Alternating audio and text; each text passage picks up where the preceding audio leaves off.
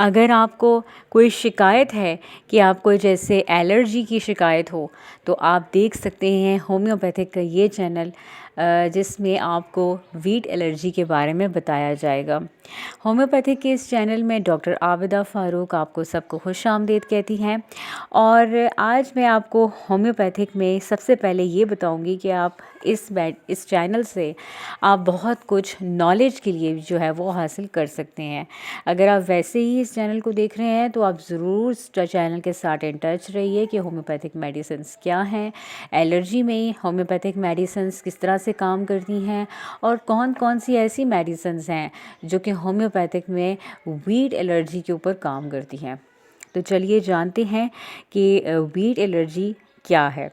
Wheat allergy actually जो है वो गंदम से बनी हुई जो चीज़ें होती हैं, जैसे मैदे से बनी हुई रोटी या फिर गंदम की जो रोटी होती है उससे कोई एलर्जिक रिएक्शन हमारी बॉडी पे हो जाए, किसी भी किस्म के सब्सटेंसेस आपके जिस्म में मतलब एक नॉर्मल सब्सटेंस जो है वो जैसे ही आप खाते हैं तो उसके अगेंस्ट जो है वो आपका जो मुदाफ़ियाती अमल जो है वो अगेंस्ट लड़ना शुरू हो जाता है, जिसके एवज जो है वो कुछ सिम्टम्स आने लगते हैं, जैसे सांस का फूलना, जैसे आपकी जो है ना वो ख़ारिश जिस्म में शुरू हो जाना, रैशेस हो जाना, या रोटी में मौजूद ग्लूटेन के अगेंस्ट आपको जो रिएक्शंस होने लग जाते हैं उसको हम एलर्जी कहते हैं।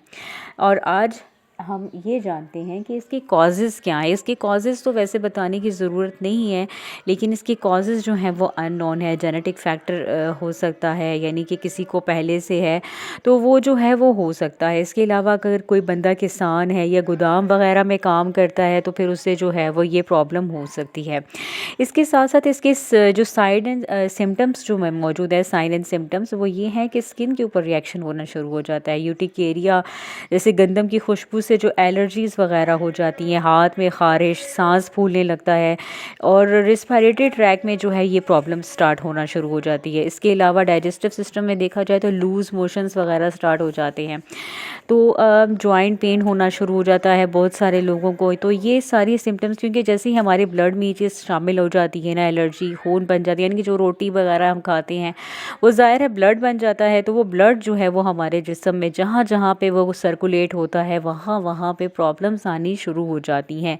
तो सबसे पहले जो बेस्ट मेडिसिन है वो आपके सामने गुजर चुकी है, डॉक्टर रेक्विक की जो है वो R83 बहुत बेस्ट मेडिसिन है फूड एलर्जी के हवाले से। उसकी मैं वीडियोस पहले बना चुकी हूँ, आप में डॉक्टर रेक्विक की सीरीज़ आप देख लीजिए। R83 के हवाले से मैंने बताया हुआ है, फूड एलर्जी की मैंने वीडियो बनाई हुई है। ग्लूटेन वीट एलर्जी जो है जब हो जाए तो R83 बहुत बेस्ट मेडिसिन है। बच्चों के लिए आपने 15 to 20 डेज़ आपने उनको देना है, बहुत जल्दी असर करती है और बहुत अच्छा रिज़ल्ट दिखाती है। और बड़ों में अगर प्रॉब्लम है तो आप उसको जो है वो इसी तरह 15 से 20 कतरे लेंगे और नीम गर्म पानी में आप इसका इस्तेमाल कर सकते हैं। 3 से 6 महीने आपने लगातार कंटिन्यू इस्तेमाल करना है ताकि इस प्रॉब्लम को अच्छी तरीके से काबू पाया जा सके। उसके अलावा नेक्स्ट जो मेडिसिन है, स्टमा और डाइजेस्टिव सिस्टम में प्रॉब्लम जो आ जाती है, यानी खाली पेट आपने लाजमी लेनी है, 10 ड्रॉप्स आपने इसका R83 का इस्तेमाल करना है। और उसके बाद जो बेस्ट मेडिसिन है वो आपके सामने मौजूद है। तस्वीर जो है वो जल्दी जल्दी चल रही है तो मैं आपको आहिस्ता आहिस्ता बता रही हूँ, तो आप जो है वो इसको आपस में लिंक ज़रूर कर लीजिएगा। एरेलिया रेसिमोसा जो 30 पोटेंसी में अभी आपने मेडिसिन देखी थी, 2 मेडिसिन जो आपके सामने आई थी, यानी कि ये एस्थमा की अगर शिकायत हो जाती है, सीटी जैसी आवाज़ आती है, बच्चों को आपने दिन में 2 मरतबा देनी है, ठीक है। और उसके साथ साथ आपने R83 हिस्टामोनियम और इसके साथ ये एरिया रेसिमोसा, ये तीनों मेडिसिन ऐड करके देनी है, यानी कि R83 को तो आपने भूलना नहीं है।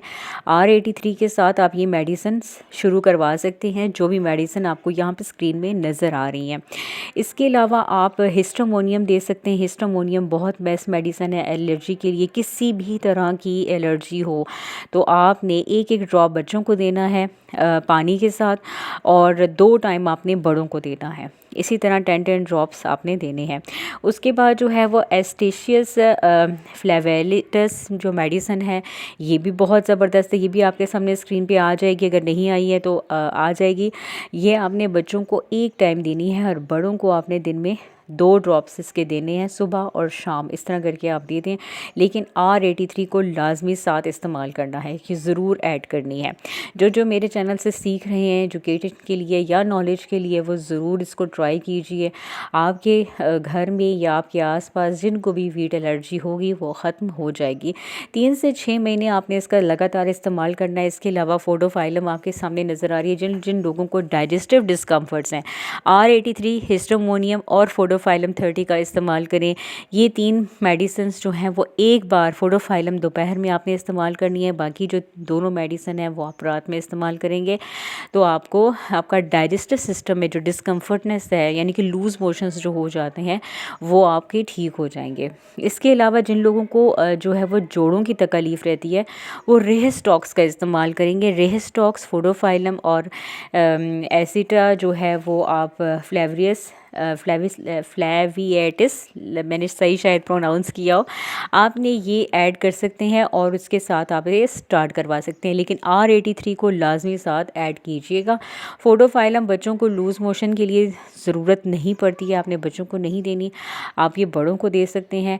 इसके अलावा जो है वो कोई भी ऐसी प्रॉब्लम हो, आप बिला झिझक फ़ीडबैक दे सकते हैं, कमेंट बॉक्स में पूछ सकते हैं।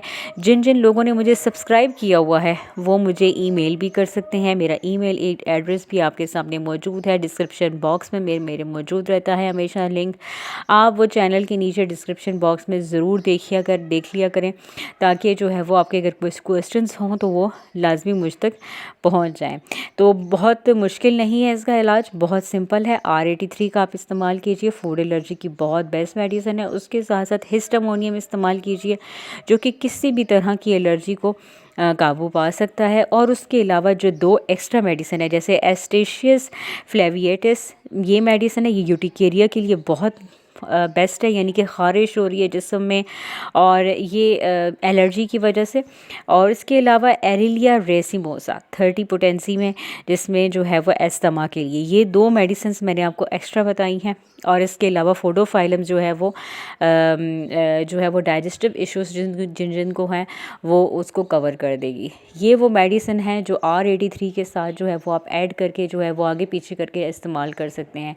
इसके अलावा आप अपने करीबी होम्योपैथिक डॉक्टर से जो है वो पूछ सकते हैं, और कोई भी मेडिसिन हो वो आप इसके साथ ऐड करके इस्तेमाल कर सकते हैं। मेरे चैनल को इसी तरह से देखते रहिए और समझते रहिए कि होम्योपैथिक में कौन कौन सी मेडिसिन मौजूद हैं। अपनी नॉलेज में इजाफ़ा कीजिए और दूसरों के साथ ज़रूर शेयर कीजिए, क्योंकि शेयरिंग इज़ केयरिंग। तो आपको अगर कोई चीज़ मुश्किल लग रही है या आप चाहते हैं कि इसके ऊपर वीडियो बननी चाहिए, तो आप ज़रूर अपनी फ़ीडबैक से आगाज़ ज़रूर कीजिए। और इसके साथ साथ हमें कोई अगर आप कोई राय अपनी देना चाहते हैं तो वो भी ज़रूर दीजिए। अपना ढेरों ख्याल रखिए। मेरे चैनल को ज़रूर सब्सक्राइब कीजिए। मेरे साथ जुड़ने के लिए थैंक यू। अल्लाह हाफ़िज़।